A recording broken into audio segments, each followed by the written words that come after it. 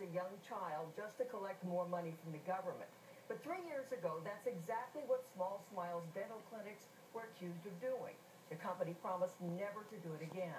But our investigation found that children still are being subjected to painful, unnecessary procedures billed to taxpayers.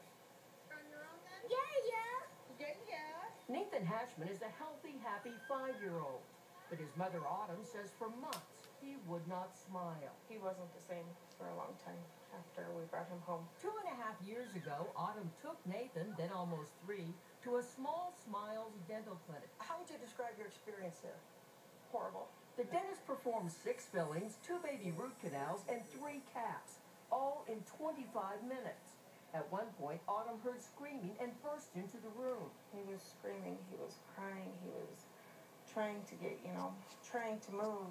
Autumn believes her son wasn't given enough anesthesia and says he left traumatized and in pain. Did he cry? He cried a lot. He cried a lot. The night terrors were the worst. I mean, it was a lot of sleepless nights.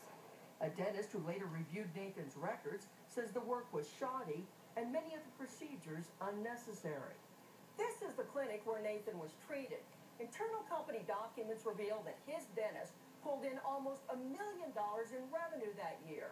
About 90% of it was taxpayer money from Medicaid.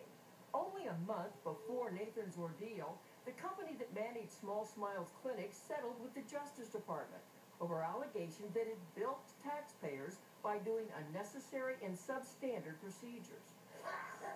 This 2007 news report on Small Smiles helped trigger that investigation. We have zero tolerance for those who break the law to exploit children in need. Without admitting wrongdoing in 2010, Small Smiles agreed to pay $24 million and significantly change its practices. But 3 years later, an NBC News investigation found many of the same complaints from parents, government investigators, and former employees. Yet Small Smiles still is raking in Medicaid money, $150 million last year. Dr. Keanor Shaw worked briefly for the company last year and was so upset by what he saw, he quit. For this particular patient, it was brutal restraint.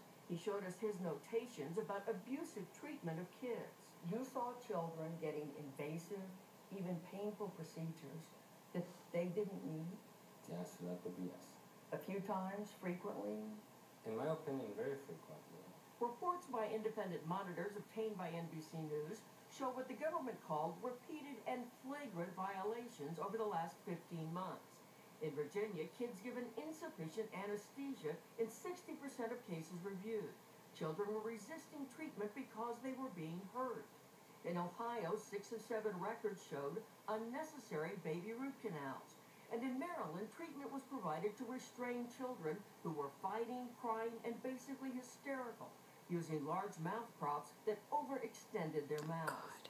Why would anyone perform an unnecessary, even painful dental procedure on a child? Dollars. Yep. Senator Chuck Grassley says Small Smiles still hasn't cleaned up its act and should be banned from Medicaid. The taxpayers are being fleeced and children are being abused. A lawyer for the federal agency that monitors Small Smiles 63 clinics, Lisa Ray, says the company has been fined for bad practices. 5 clinics have been worst. And how bad have They should be in prison. As bad as they can get. But Ray says throwing Small Smiles out of Medicaid could leave 500,000 children without dental care. And she says new management and a new owner took over the company in June. This company has gotten at least 4 bites at the apple. When do you say enough is enough? Dentists have been fired, clinics have been closed, and this is not the same company. And the independent monitor is telling us that care is progressively improving. The new CEO told us he's hired 50 new dentists, highly qualified managers, and is complying with government rules. What we're trying to do is take targeted action against bad clinics and preserve good care for these children who otherwise may not have any. That's cold comfort to Jasmine Brown, who took her son Jay Meir to Small Smiles earlier this year. He ended up with fillings and caps in most of his mouth, And months later, his gums still are discolored around the caps.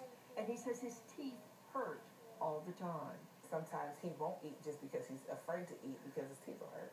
She blames herself for not being able to afford better care. Yeah, it's kind of my fault. We paid It's for like that, better and care, when didn't get it. He probably wouldn't have felt any of that pain that he had to go through. The new CEO of the company declined to comment on any of the specific allegations. He says his company's mission is to ensure that every clinic provides excellent care. Matt? All right, Lisa Myers on this story for us in Washington. Lisa, thank you very much.